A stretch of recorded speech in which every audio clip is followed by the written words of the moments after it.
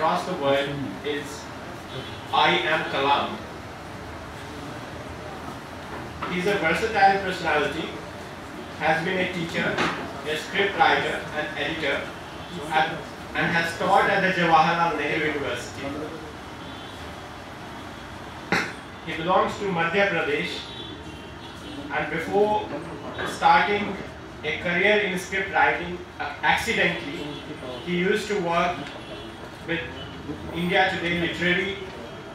He used to edit India Today's literary supplement. Some of his films which are well known are Hazaron Khwaishein Aisi, Dhoop, Siskiyan, I Am Kalam, Saheb Bibi or Gangster, Pan Singh Tomar. So let's welcome one of India's most acclaimed screenwriters, Mr. Sanjay Chauhan. May I invite you to speak.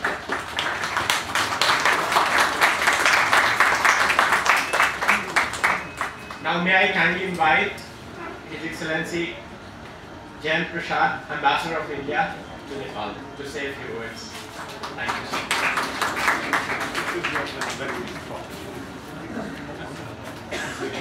So I'm very happy to see this wonderfully young, wonderful,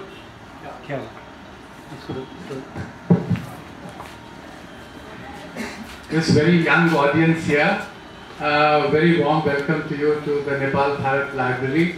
It's very much in the fitness of things that we have a young audience, because one of the, I don't watch much cinema, but one of the films that I watched which reminded me of my time in the university was Hazaron Khwaishein Aisi.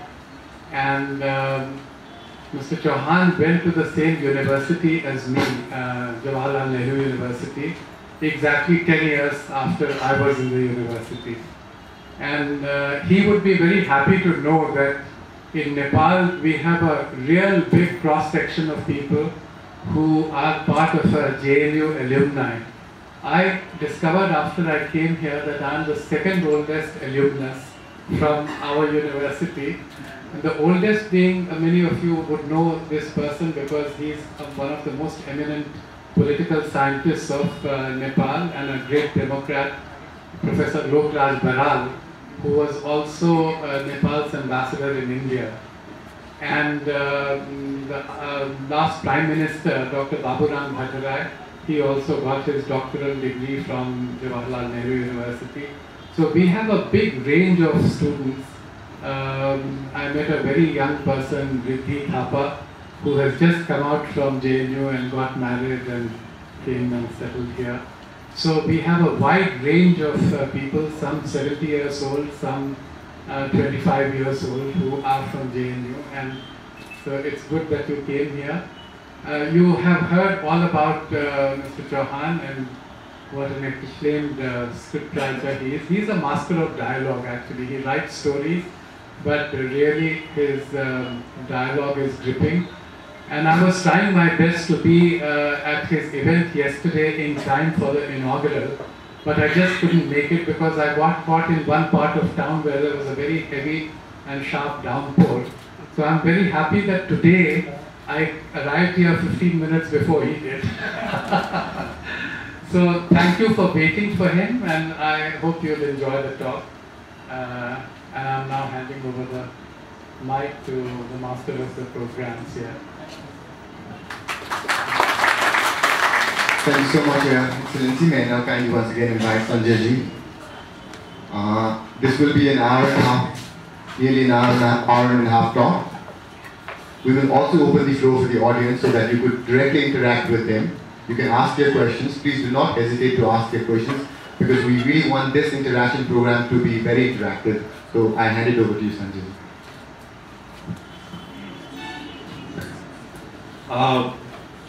I'm very honored, I'm very humbled, and I'll speak in Hindi and English. I hope if there's a problem, I'm sorry, I don't know the Nepali language, and please forgive me for that. Because if I would have known, I would have spoken in that language, because then our communication will be much more better. And I'm thankful to sir and भारतीय दूतावास काठमांडू जिन्होंने मुझे यहाँ पे आने का अवसर दिया और आप लोगों से मिलने का अवसर दिया। और मैं yesterday when I was meeting, a few of you were present there and lots of people, lots of young filmmaker and experienced filmmaker, and so I'm going back with lot of beautiful memories and I've learned a lot actually. It was other way around. They thought that I've come here to talk and tell you about the script, how to write a script. It's all other way around. I was exploring myself how to write a script. So while I was speaking about that thing, so thank you so much for your patience. You heard me yesterday, and thank you so much for coming here.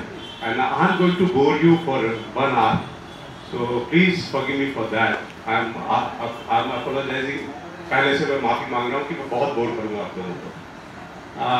जी जी जी जी बिल्कुल, आप पहले मान के चलिए कि बहुत कम मौका मिलता है जब आपको बोलने का मौका मिला और इतनी ज़्यादा ऑडियंस हो, इतनी यंग ऑडियंस हो, तो आप चाहते हैं कि जितना ज़्यादा बोर कर सको कर लो, उसके बाद पता नहीं है लोग बाद में मिले ना मिले। सो आई डू दैट। अब मैं खड़े होकर इसलिए बोलना चाहता हूँ कि बचपन से मैं बहुत अच्छा स्टूडेंट नहीं रहा हूँ और इसलिए क्लास में मुझे हमेशा मेरी टीचर खड़ा कर दिया करती।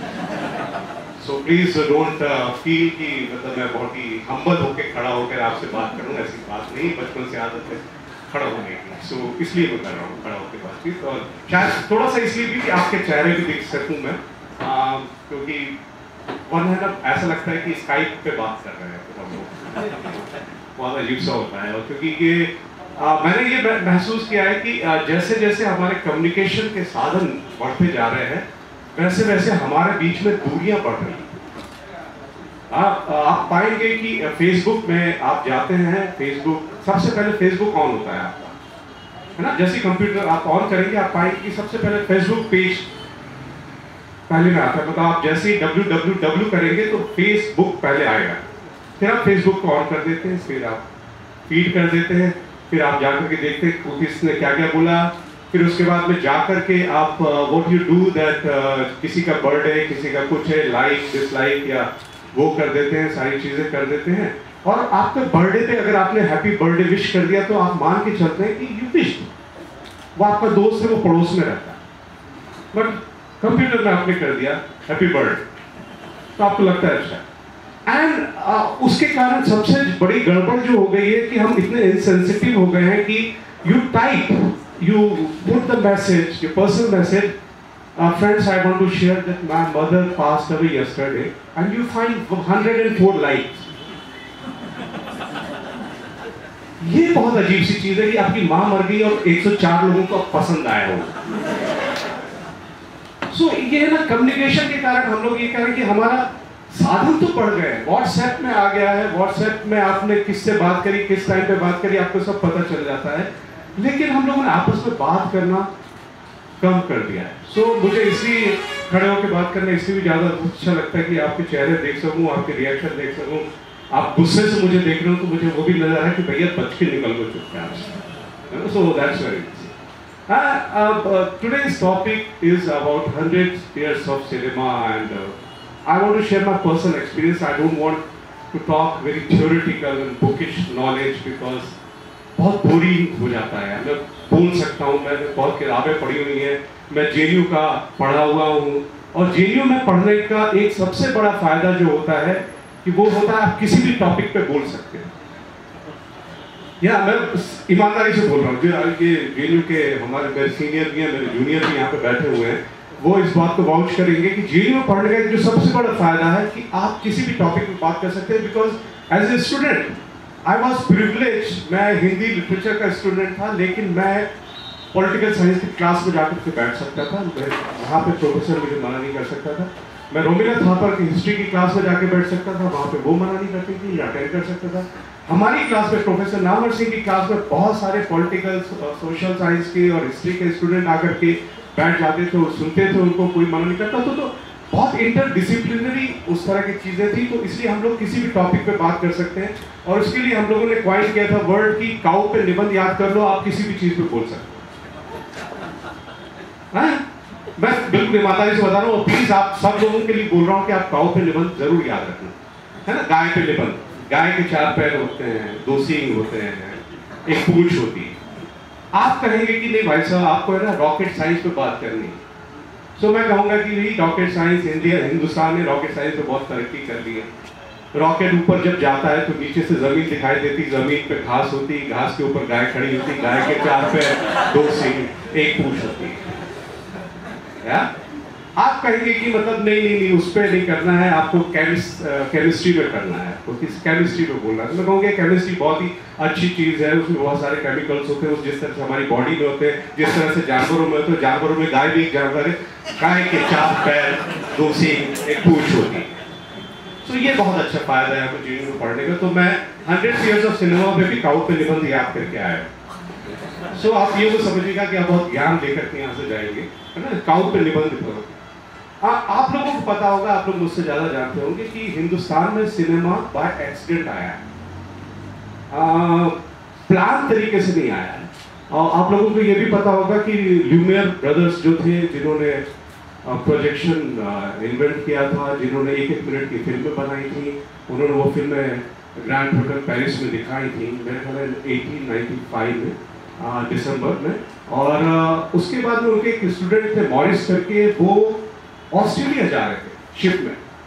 तो वो शिप में ऑस्ट्रेलिया जा रहे थे, तो ऑस्ट्रेलिया जाते टाइम समुद्र में थोड़ा सा तूफान वगैरह आया, उसकी वजह से वो शिप डाइवर्ट हुआ और वो बॉम्बे पोर्ट में लग गया। अब वो बॉम्बे पोर्ट में चूके आ गए, और बाहर के लोग थे थोड़े से ज़्यादा, हम लोगों से ज़्यादा इंटेलिजेंट और समझदार थे। उन्होंने कहा कि यहाँ पे आ गए हैं, फिल्में हैं हमारे पास, प्रोजेक्टर भी हमारे पास, तो पैसे भी कमा ली जाए। तो 1-1 रुपए एंट्री फी के हिसाब से उन्होंने वो मॉरिस जो उनके असिस्टेंट थे हुआ करते थे उनके, उन्होंने वो फिल्में वहाँ पे बॉम्बे में दिखाई थी। और वो फिल्म देखने वालों में एक जो सज्जन थे, वो वहाँ के बॉम्बे के बहुत अच्छे फोटोग्राफर थे, और जिन्होंने पहली फिल्म बनाई थी 1998 में शायद, वो मेरे ख्याल 5 या 7 मिनट की फिल्म थी, रेसलिंग पे बनाई थी। कुश्ती का जो मैच होता है, कुश्ती जो होती, कुश्ती को उन्होंने कैप्चर करके बनाया था। बाद में 1913 में आप लोगों को मालूम है दादा फाल्के, जिनके नाम से दादा साहब फाल्के अवार्ड है, उन्होंने पहली फिल्म बनाई थी राजा हरिश्चंद्र, जो माइथोलॉजी से भी थी। और 1931 में पहली टॉकी फिल्म, उससे पहले मूक फिल्मों का दौर था, साइलेंट फिल्म जिनको कहते हैं, चार्ली चैपलिन की आप लोगों ने बहुत सारी फिल्में देखी होंगी। उस तरह की फिल्में हमारे यहाँ भी बहुत सी फिल्में थी जो साइलेंट फिल्में हैं। वो फिल्म बनी थी, और 1931 में जाके आलमारा आदिश्वर ईरानी जो है उन्होंने फिल्म बनाई थी, जो टॉकी फिल्म थी, जिसमें बात बोलते थे, है ना। अभी बहुत आसान सा लगता है कि आपको अजीब सा लगता है कि एक्टर की आवाज़ आपको सुनाई पड़ रही है या उस तरह का हो रहा है। तो पहले उस तरह से नहीं होता था। उस टाइम पे ये होता था कि जो एक्टर सिंगर भी हो वो लिया जाता था, कि वो अपने गाने खुद गाता था। केएल सहगल का नाम आप लोगों ने शायद सुना होगा, आप लोगों को पता भी होगा। तो केएल सहगल जो है वो अपने गाने खुद गाया करते थे। बाद में प्लेबैक का एक दौर आया है, उस तरह की चीज़ें। और उसके बाद में फिर एक दौर आया है 1940 से 1945 के बीच में, जब सेकेंड वर्ल्ड वॉर और ये तमाम तरह की चीज़ें हुई है, जब संकट हुआ है, इकोनॉमिक क्राइसिस हुआ है, तो हमारे यहाँ पे और भी दूसरी चीज़ें हो रही थी कि आज़ादी की उथल पुथल और बाकी चीज़ें भी चल रही थी। 1947 का दौर था, पार्टीशन का, हिंदुस्तान और पाकिस्तान के बंटवारे की बात चल रही थी, वो सारी चीज़ें हो रही थी। वो दौर थोड़ा सा उथल पुथल वाला दौर था, जिस दौर में के कारण तब तक की स्टूडियो सिस्टम था हिंदुस्तान में, उसके स्टूडियो में वो हायर करते थे डायरेक्टर, बाकायदा तनख्वाह पे होते थे, एक्टर एक्ट्रेसेस तनख्वाह पे हुआ करते थे। और उसके बाद में 1947 के बाद में ये जब दौर खत्म हो गया, मैं बोलूं आप लोग बोल रहे हैं, कुछ कहना था?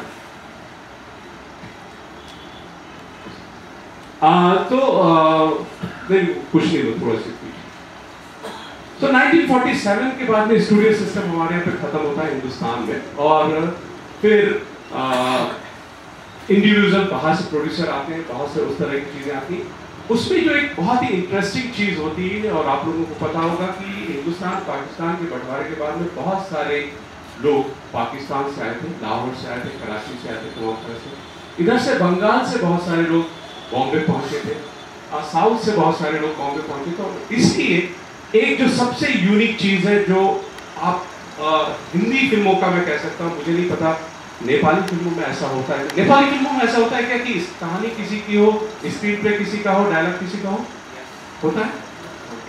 तो ठीक है, तो मतलब फिर मैं ये कह सकता हूँ कि हिंदी और नेपाली फिल्मों का ये बहुत ही यूनिक, सबसे अलग है हम लोग उस मामले में, सबसे अलग है कि ये हमारे यहाँ ये है कि कहानी किसी की, स्क्रीन प्ले किसी का और डायलॉग किसी का, ये सिर्फ यहाँ पे है।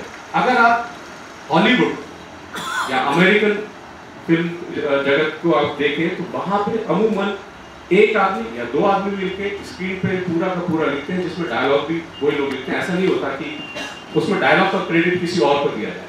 वहाँ पे आप पाएंगे कि स्क्रीन प्ले, और इसलिए जब भी आप अवार्ड फंक्शन उनके देखेंगे तो उसमें आपको डायलॉग की कैटेगरी नहीं है, original screen play, adopted screen play. तो अगर आपने किसी नॉवेल से स्क्रीन प्ले अडॉप्ट किया है तो वो एडॉप्टेड स्क्रीन प्ले की कैटेगरी में जाता है, उसमें स्टोरी के लिए क्रेडिट नहीं दिया जाता है ना, और डायलॉग के लिए क्रेडिट नहीं दिया जाता। हमारे ये 3 कैटेगरी है, best story, best screenplay, best dialogue, क्योंकि ये 3 अलग अलग लोग हैं। वो इसलिए है क्योंकि बंगाल से जब लोग आए और साउथ इंडिया से जब लोग आए और पार्टीशन के बाद वहाँ से जब पाकिस्तान, लाहौर या कराची से जो लोग आए, भाषा उनकी हिंदी नहीं थी कईयों।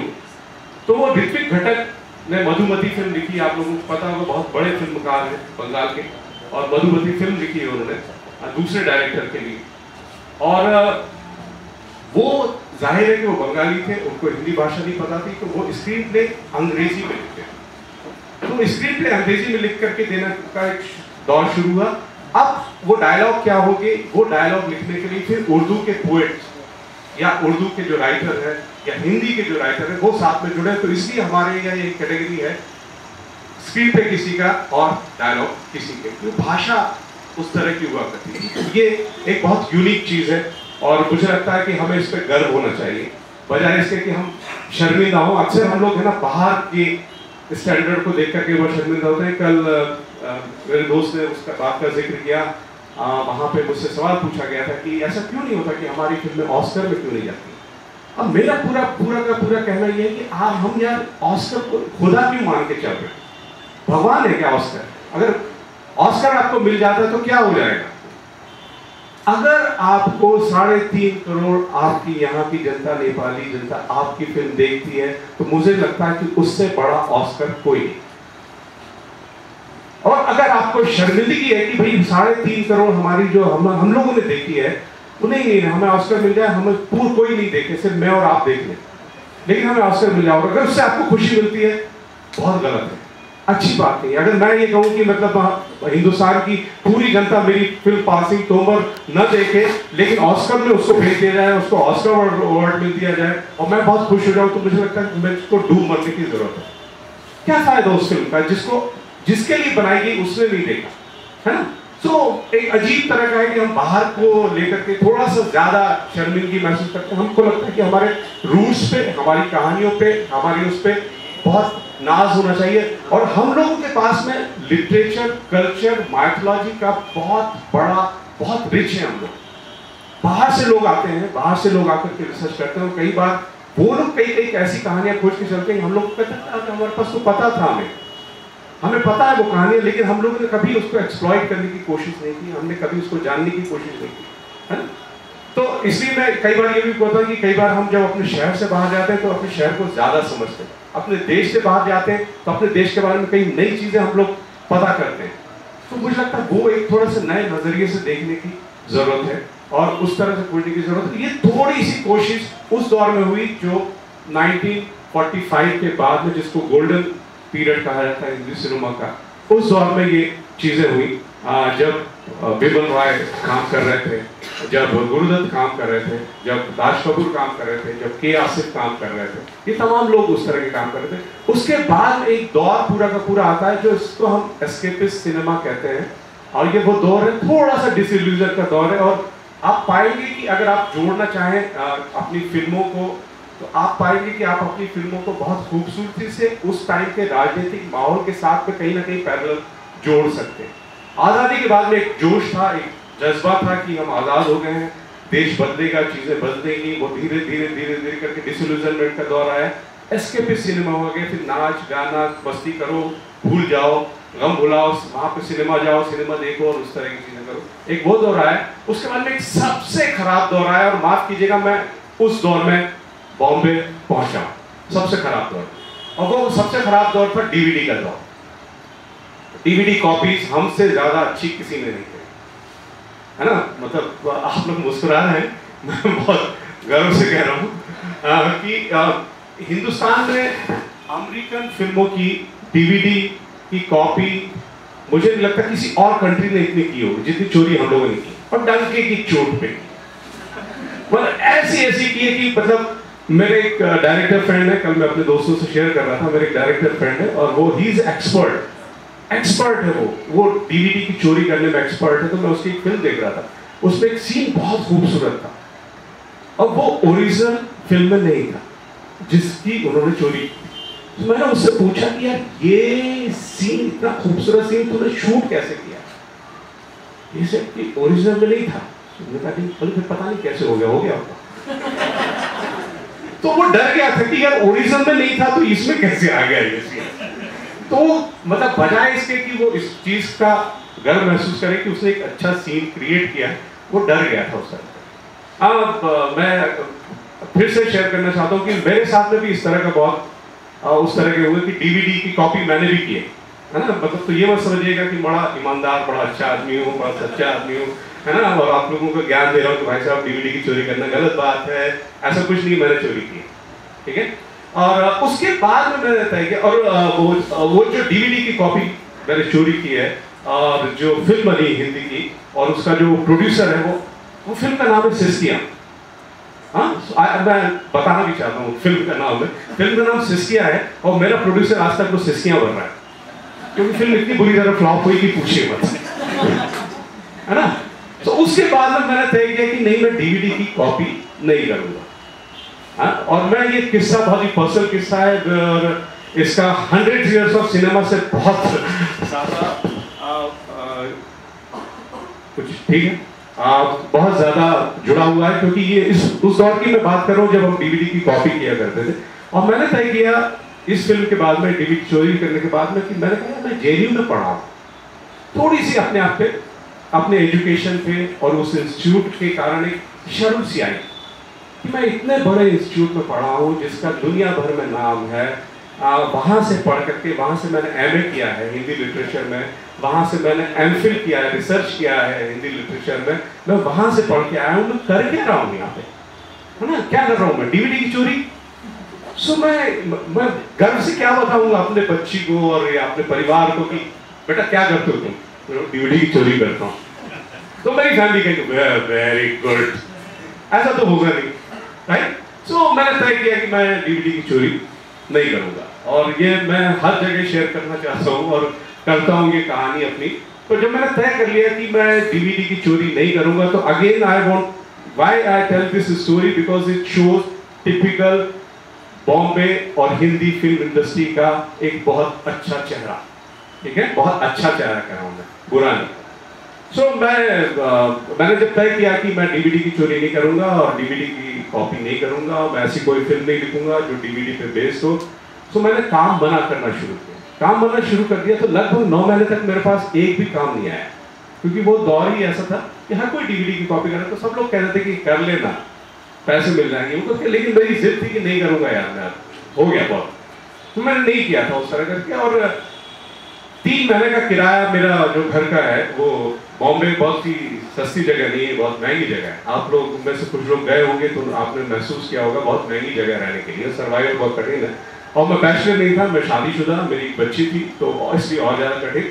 तो 3 महीने का मेरा मकान मालिक को किराया देना बाकी था। मकान मालिक मेरा दिल्ली से था, तो उसको लगा नहीं दिल्ली का कुछ कनेक्शन है, उसने कहा दे ही देगा, ये भागेगा तो नहीं। और बॉम्बे में एक चीज़ और होती है कि वहाँ पे बहुत ही 1 या 1.5 लाख रुपए डिपॉजिट आपको रखना पड़ता है किराए के लिए। तो उसको लगा कि किराए, ये डिपॉजिट तो मेरे पास है ही है, बहुत ज़्यादा होगा तो वो दबा लूंगा, इसको निकाल दूंगा। तो इसलिए भी थोड़ा सा था, और ये करके दोस्तों से उधारी से काम चल रहा था। और मैं नास्तिक आदमी, मुझे लगा कि पता नहीं अब क्या है क्या नहीं, उस तरह का करके। और मैं आपको शिद्दत से बता रहा हूँ, मैं पॉटी पे बैठा था, सेलफोन का दौर आ चुका था, सेलफोन की घंटी बजी, मेरे डायरेक्टर दोस्त से फोन किया, उसने मुझसे पूछा कहाँ हो, मैंने कहा मैं मीटिंग में, मैं 1 घंटे बाद फोन करूंगा, क्योंकि बॉम्बे फिल्म इंडस्ट्री में आप ये नहीं कहते कि आप फ्री हैं, आप कहते हैं आप मीटिंग में, क्योंकि उससे पता चलता है कि आप बिजी हैं, आपके पास काम है ना, तो आपके नेगोशिएशन थोड़ा सा बढ़ जाता है, वरना आपकी प्राइस कम हो जाती है। 100 years ऑफ इंडियन सिनेमा, ठीक है, सो ये अलग हिस्सा है। सो मैंने कहा मैं 1 घंटे बाद मैं आपको फोन करता हूँ, और उसके बाद में मैंने कहा कि भगवान है, तो मैं आस्तिक हो गया, तो है कहीं ना कहीं, वो कह रहा है कि बस काम आ गया, पैसे आ जाएंगे, कोई दिक्कत नहीं, तो मैंने कहा ठीक है, मैं आस्तिक हो गया।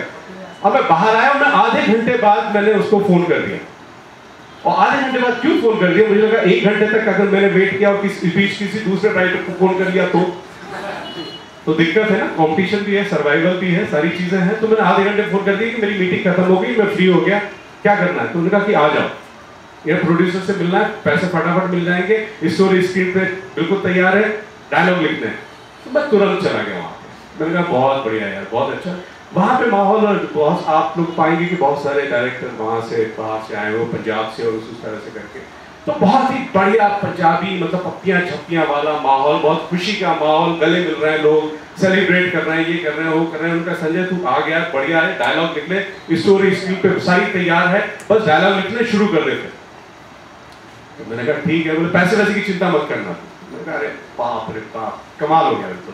तो उसने प्रोड्यूसर ने दराज खोला, दराज खोल करके मुझे लगा या तो चेकबुक निकलेगी या कैश निकलेगा। उसने एक मनीला एनवेलप मेरे हाथ में थमाया, मैंने हाथ में फील किया, और उस पर डीवीडी, तो डीवीडी थी उसके अंदर। तो मैंने वो लिफाफा फाड़ा और खोला और देखा, डीवीडी थी life is beautiful, famous Italian film, क्या तो which one the Oscar. So life is beautiful. अब क्या है कि Bombay film industry is like a family, है ना, परिवार में एक दूसरे का हम दिल नहीं दुखाते, तो हम सामने चेहरे पे नो नहीं बोलते, बिकॉज वी आर फैमिली। सो मैंने कहा कि मुंह पे कैसे बोलूं कि मैं डीवीडी नहीं करूंगा।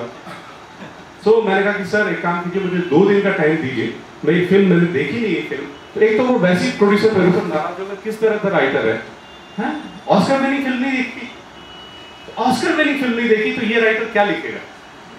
तो मैंने कहा सर माफ कीजिए, मैंने नहीं देखी, मेरे को थोड़ा टाइम दीजिए, 2 दिन का टाइम दीजिए, मैं देखना चाहता हूँ कि इसको इंडियन वैल्यू में कैसे फिट किया जाए।